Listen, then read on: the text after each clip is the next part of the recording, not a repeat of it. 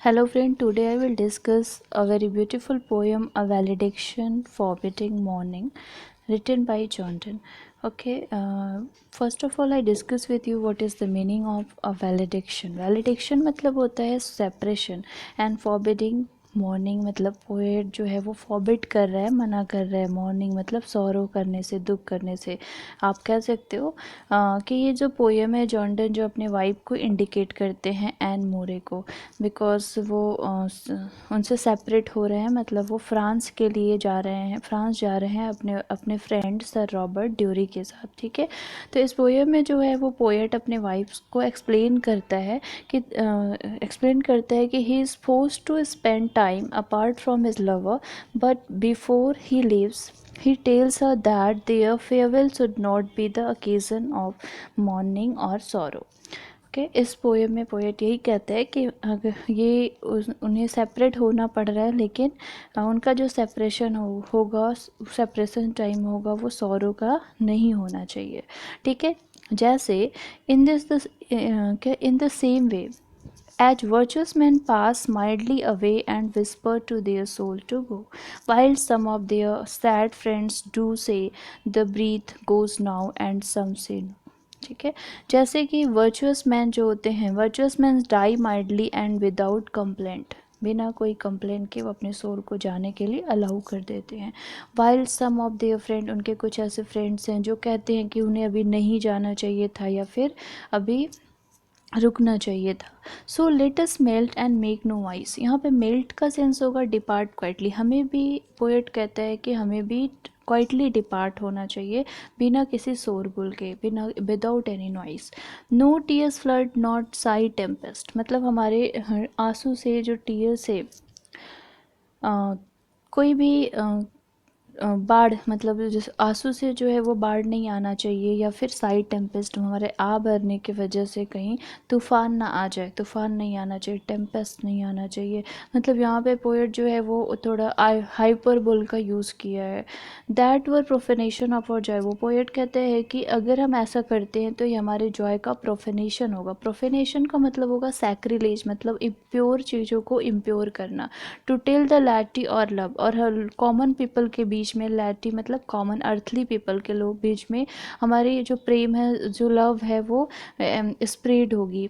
Moving on the earth brings harms and fear, poet यहाँ पे explain करता है नेक्स्ट स्टैंजा में कि जो अर्थ की मूविंग होती है वो क्या करती है, जैसे कि अर्थक्वेक आता है तो हार्म्स और फियर, मतलब पूरे अर्थ पे हार्म्स, हानि होता है और डर का माहौल उत्पन्न हो जाता है। Main reckon what it did and meant, और मनुष्य जो है वो काउंट करने लगता है कि क्या क्या हानि हुई और इसका क्या क्या हुआ इस अर्थक्वेक से। लेकिन but trepidation of the spheres, जो स्पेयर का ट्रेपिडेशन होता है, मतलब प्लैनेट का जो ट्रेपिडेशन होता है, वो मोमेंट, मतलब ट्रेपिडेशन मतलब मोमेंट जो होता है वो क्या होता है, दो ग्रेटर फॉर, इससे बहुत ही ज़्यादा ग्रेटर होता है। दो द इम्पैक्ट इज़ ग्रेटर, लेकिन ये इज़ इनोसेंट, ये इनोसेंट होता है, मतलब इसकी इंटेंसिटी कंपैरेटिवली अर्थ के बहुत ज़्यादा होती है, बट फिर भी ये शांत होता है, इनोसेंट होता है, इससे कोई भी हार्म नहीं होता। ऐसे ही हमारा प्रेम है।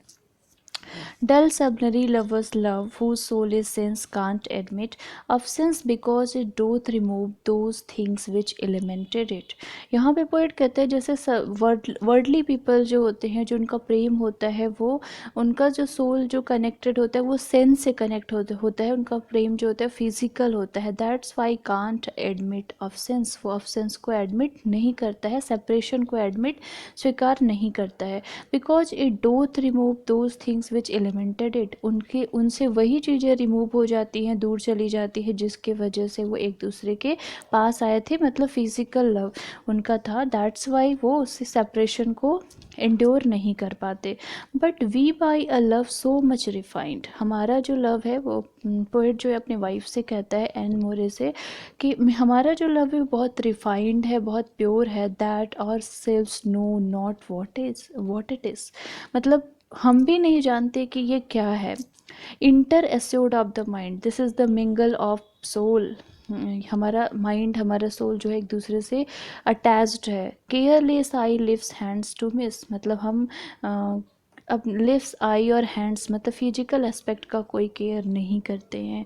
हम एक दूसरे से सोल से जुड़े हुए हैं। Our two souls therefore which are one, हमारे तो दो सोल्स हैं, वो क्या है, वो एक हो गए हैं। दो आई मस्ट को endure not at a breach, मतलब दो आई मस्ट को, दैट्स वाई हमें अवश्य ही जाना चाहिए। एंड्योर, हमारा जो प्रेम है ये क्या होगा, और भी बढ़ता जाएगा। नॉट एट अ ब्रिज, ये टूटेगा नहीं, बट एन एक्सपेंसन, ये और एक्सपेंड हो जाएगा। Like gold to airy thinness beat, जैसे कि यहाँ पे पोएट ने एग्जांपल दिया है गोल्ड का, कि गोल्ड जो होता है ये एक ऐसा मेटल है कि वो जितना ही आप उसको पीटते हैं, जितना ही उसको फैलाते हैं, थिन करते हैं, वो उतना एक्सपैंड होता जाता है, वो टूटता नहीं। एज इट इज़ पोएट कहते हैं कि ये गोल्ड की तरह ही हमारा प्रेम है, ये जितना ही दूर जाएगा उतना ही एक्सपैंड होगा। If they be two they are two so, as stiff twin compasses are two, thy soul the fixed foot make no so to move both, to move but doth if the other two। यहाँ पे poet जो है वो explain करता है, says they are like the feet of a compass, मतलब उनका जो प्रेम है वो कंपास के फीट की तरह है।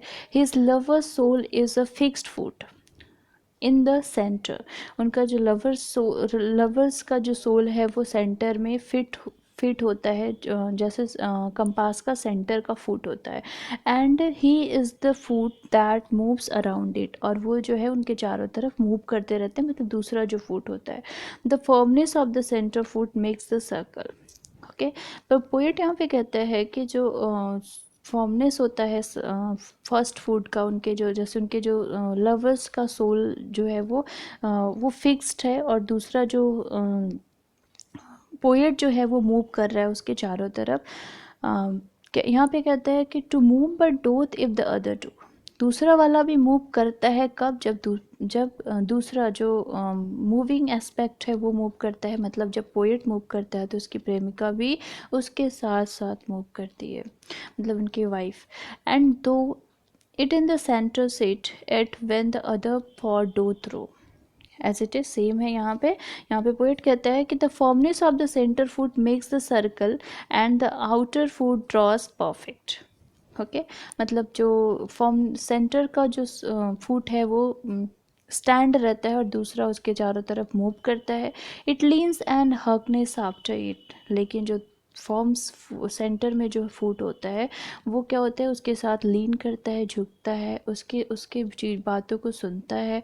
एंड ग्रोज इरेक्ट, और सीधे खड़ा हो जाता है जब वो उसके पास आता है, कम्स होम सच, उसके पास खड़ा हो जाता है। एज इट इज़ उनका प्रेम है, वो कहते हैं such wilt thou be to me who must like the other foot obliquely run. यहाँ पे कहते हैं कि हमारा भी प्रेम उसी तरीके से है जैसे कि तुम सेंटर में स्टैंड हो और हम ऑब्लिकली रन करते हैं, मतलब चारों तरफ घूमते रहते हैं। Thy firmness make my circle just and make me end where I begun. यहाँ पे पोएट कहता है कि हमारे बिलव्ड या फिर हमारी जो लवर्स का जो सोल है वो इतना फर्म है, मतलब जैसे कि कंपास का जो फर्स्ट स्टैंड जो होता है वो फॉर्म रहता है, इतना डिटरमाइंड है कि दाई फॉर्मनेस मेक माई सर्कल जस्ट, मतलब जो हमारा उसका जो फॉर्मनेस है वो हमें क्या करता है, परफेक्ट बना देता है। आउटर फुट ड्रॉ परफेक्ट, जो हमारा आउटर फुट है वो भी क्या हो जाता है, परफेक्ट हो जाता है। एंड वे आई बिगन, और फिर क्या पोएट कहते हैं कि मैं बहुत दूर दूर तक मूव करता हूँ, लेकिन आफ्टर कुछ मूव करने के बाद मैं वहीं पर रिटर्न होता हूँ जहाँ से मैंने स्टार्ट किया था, मतलब मैं फिर से अपनी प्रेमिका के पास आ जाता हूँ। ठीक है, अब हम it's a very beautiful poem. Next हम डिस्कस करेंगे forms of the poem. This is the nine stanza of this valediction are quite simple compared to many of Donne's poems. Okay, which utilize strange metrical pattern overlaid jarringly rhyme schemes. Here, each four-line stanza is quite unadorned. ठीक है, with N इसका जो rhyme scheme है वो क्या है, A B rhyme scheme and an iambic tetrameter का इसमें यूज़ किया गया है। ठीक है, एट लास्ट हम कह सकते हैं कि लाइक मेनी डन्स पोएम, डन के जो और भी सारे पोएम हैं, जैसे अभी हम लोगों ने डिस्कस किया था द कैनोनाइजेशन, उसी की तरह a valediction forbidding mourning creates a dichotomy, dichotomy create करता है। जैसे यहाँ पे दो लोगों में कंपैरिजन किया जाता है जो दो बिल्कुल एक दूसरे से अपोजिट होते हैं, this is called the dichotomy. Between the common love, ये क्रिएट करता है क्या, फॉरबिडिंग मॉर्निंग जो है वो creates a dichotomy between the common love of the everyday world and the uncommon love of the speaker. यहाँ पे स्पीकर के अनकॉमन लव को कॉमन लव से कंपेयर किया गया है। ठीक है, okay, thank you. I will discuss another poem in next class. Please like and subscribe my channel. Thank you.